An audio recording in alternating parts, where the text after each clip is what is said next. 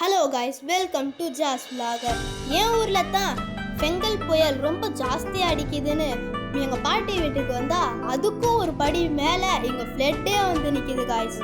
குறவழி வரைக்கும் சோத்த போட்டு வண்டியில ஏத்திட்டு வந்ததுக்கு உன்னால என்ன பண்ண முடியுமோ அதை பண்ணிட்டேன். தேங்க்யூ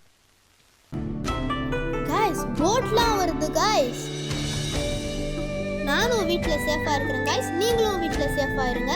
நம்ம அடுத்த வீடியோவில் சந்திக்கலாம். பாய் பாய்.